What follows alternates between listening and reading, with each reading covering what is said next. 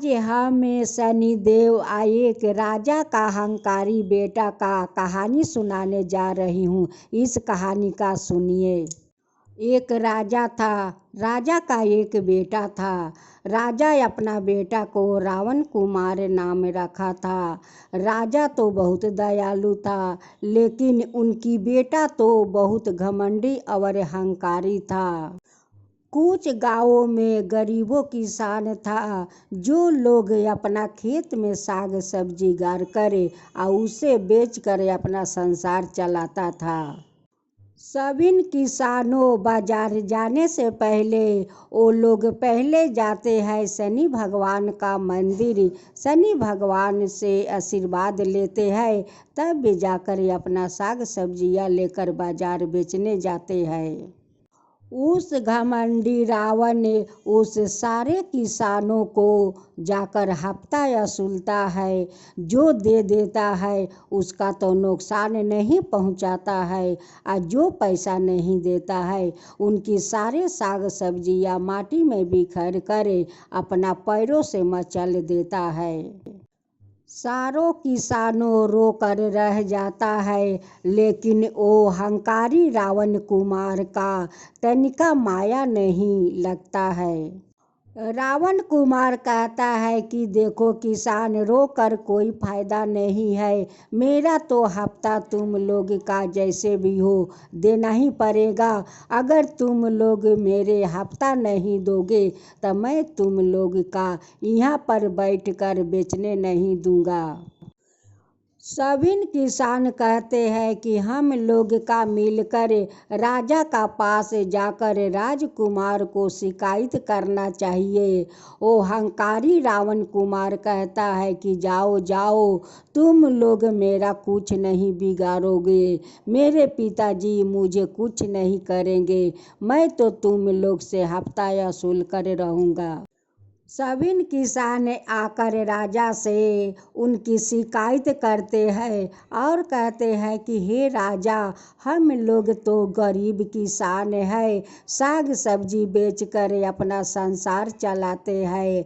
जो साग सब्जी बेचते हैं वो तो जाकर राजकुमार सारे पैसा ले लेते हैं, और जो पैसा नहीं देता है उनकी सारे साग सब्जियां माटी में बिखेर कर पैर से मचा देता है।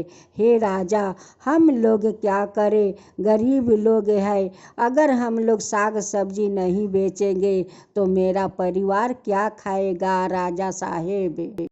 राजा अपना बेटा से कहता है कि रावण कुमार, मैं क्या सुन रहा हूँ, तुम क्यों इस किसानों को साथ तुम शैतानी करते हो, क्यों ज़बरदस्ती करते हो, क्यों तुम हफ्ता वसूलते हो। एक गरीब किसान है, साग सब्जियां बेचता है, अपना संसार चलाता है, और तुम जाकर ज़बरदस्ती हफ्ता वसूलते हो, क्यों ऐसे करते हो।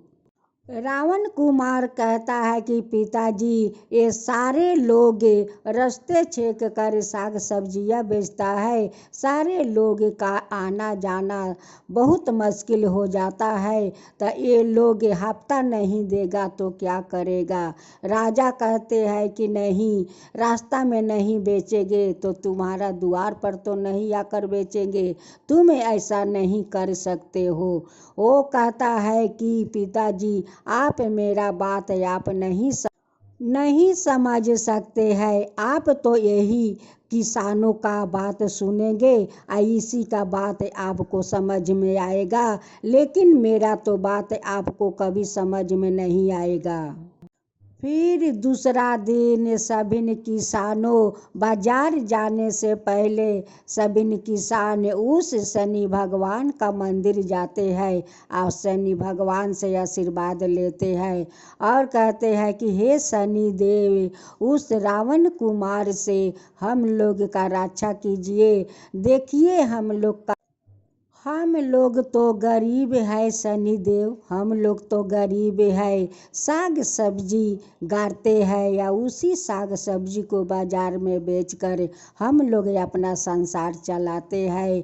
लेकिन रावण कुमार हम लोग का वो बाजार में बेचने नहीं देते हैं। सारे साग सब्जियाँ माटी में बिखेर देता है और अपना पैरों से मचल देता है। शनिदेव, उस रावण कुमार से हम लोग का रक्षा कीजिए, नहीं तो हम लोग साग सब्जियाँ कहाँ बेचने जाएंगे। शनिदेव, कहाँ बेचने जाएंगे? वही तो एक बाजार है, उसी बाजार में तो हम लोग बेचते हैं। शनिदेव, अपना संसार चलाते हैं। अगर नहीं बेचेंगे तो हम लोग का परिवार भूखे मर जाएंगे। शनिदेव, भूखे मर जाएंगे।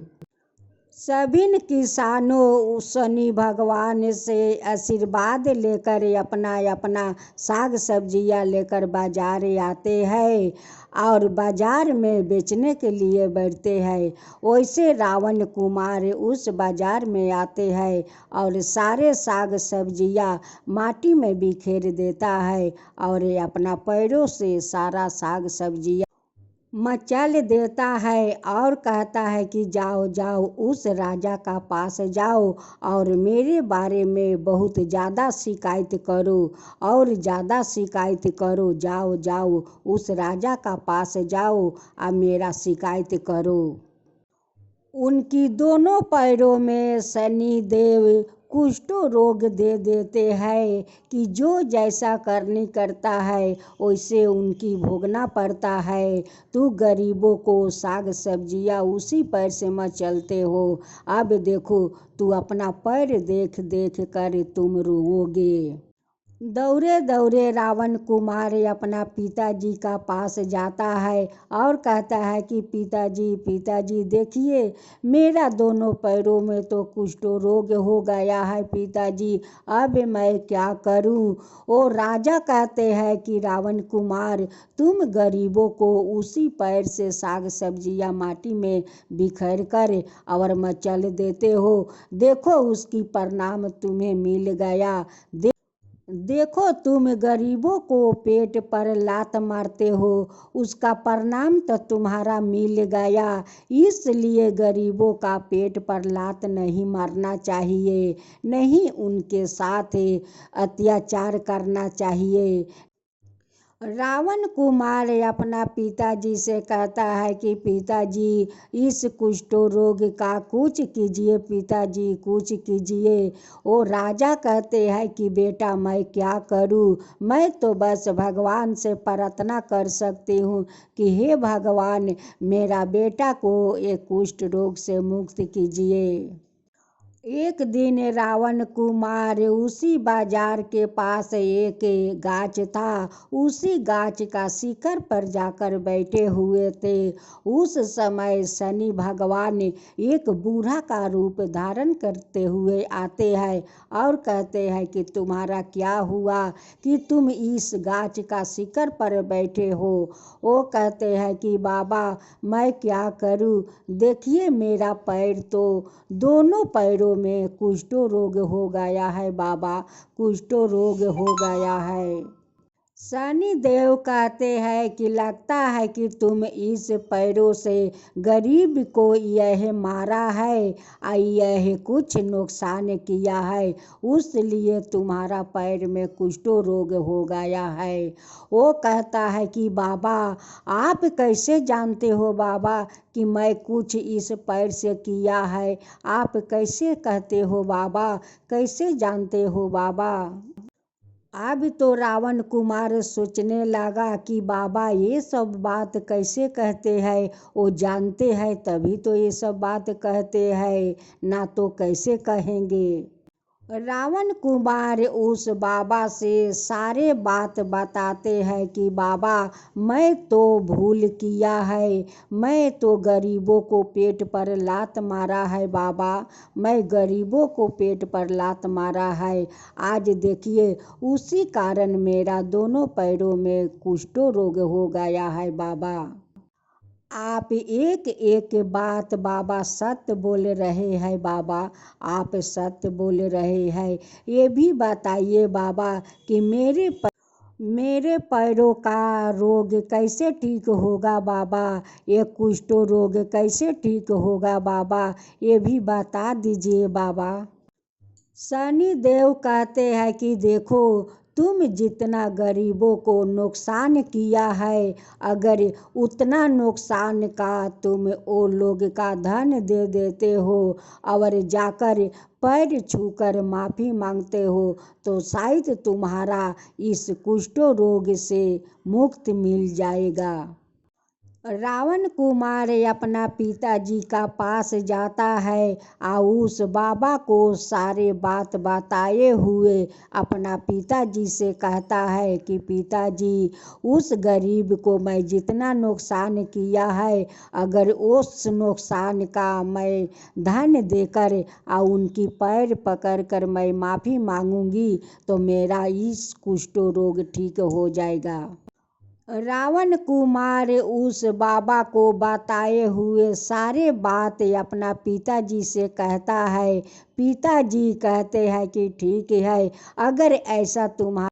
अगर ऐसा करने से तुम्हारा पैर ठीक हो जाता है तो मैं राजी हूँ। जाओ, तिजोरी से बहुत सारा धन ले लो, आ धन लेकर जितना गरीब का तुम नुकसान पहुँचाया है वो सभिन को धन देकर आ सभिन को पैर पकड़ कर माफ़ी मांग लो।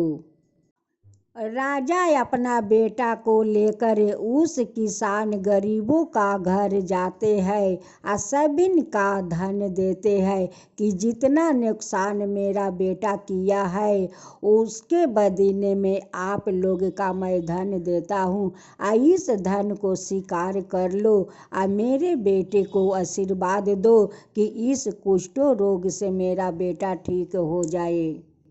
सबिन का घर जाकर वो रावण कुमार धन देता है या सबिन किसानों को पैर पकड़कर माफ़ी मांगता है कि आप लोग मुझे माफ़ कर दीजिए, आप लोग मुझे माफ़ कर दीजिए। अपना गलती पर मैं बहुत शर्मिंदा हूँ, बहुत शर्मिंदा हूँ। आप लोग मुझे माफ़ कर दीजिए, आप लोग मुझे माफ़ कर दीजिए। जब राजा अपना बेटा को लेकर महल जाते हैं और अपना बेटा से कहते हैं कि बेटा, अपना जूता और मोजा निकाल कर देखो तुम्हारा पैर कैसा अभी है।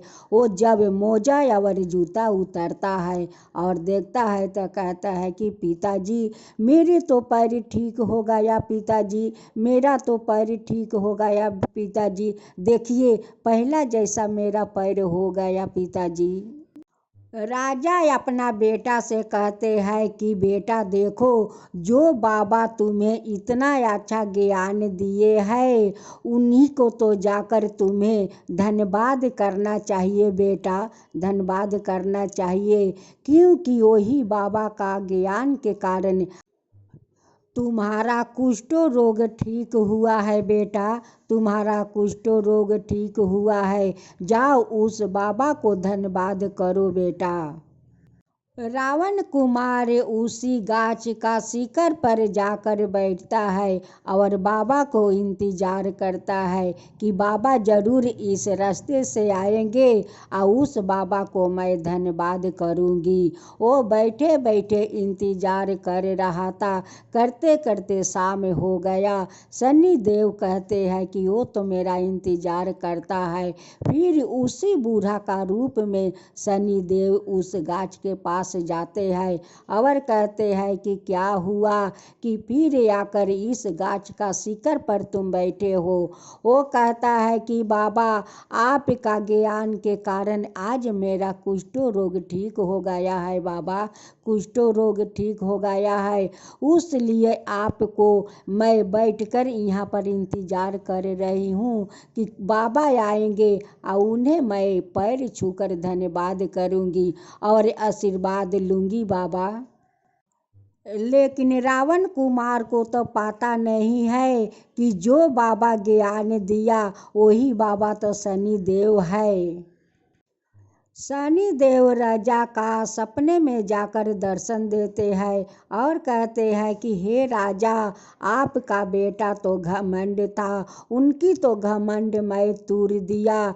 देखो आज तुम्हारा बेटा कितना अच्छा हो गया, कितना धन्यवान हो गया कि आज वो गरीबों को पैर पकड़कर माफ़ी मांगा, वो धन दिया। अब वो गरीबों को साथ ऐसा अत्याचार कभी नहीं करेगा। अब उससे बोल देना कि गरीब दुखिया का दान पुण्य करे। राजा शनिदेव को हाथ जोड़ते हुए सिर झुकाते हुए कहते हैं कि हे शनिदेव, आप मेरा बेटा को अहंकार तोड़ कर बहुत बड़ा मुझ पर उपकार किया है। हे शनिदेव, बहुत बड़ा उपकार किया है। मेरा बेटा तो बहुत अहंकारी हो गया था शनिदेव, बहुत अहंकारी हो गया था, लेकिन आप उसका अहंकार तोड़ कर उन्हें ठंडा कर दिया। हे शनिदेव, ठंडा कर दिया। जब राजा का अंगी टूटा तो वो कहता है कि ये तो मैं सपना देख रही हूँ और सपने में शनिदेव मुझे दर्शन दिया।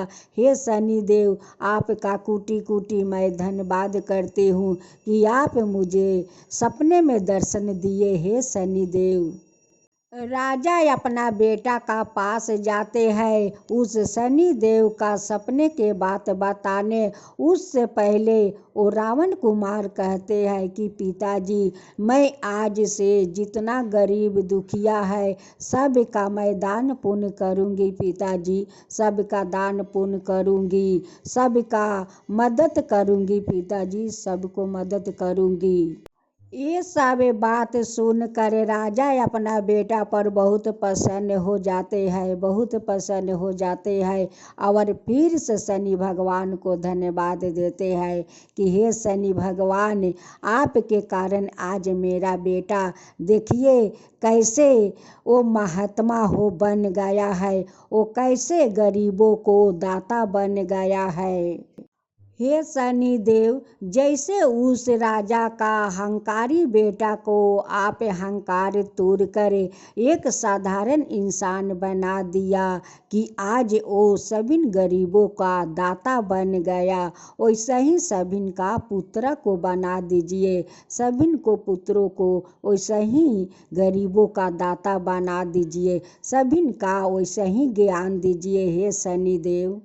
हे शनिदेव, जो आपका कथा कहता है, जो सुनता है, जो हुंकारी पड़ता है, उन सब का ऊपर कृपा कीजिए। हे शनिदेव, सब का ऊपर कृपा कीजिए। शनिदेव की जय हो, शनिदेव की जय हो।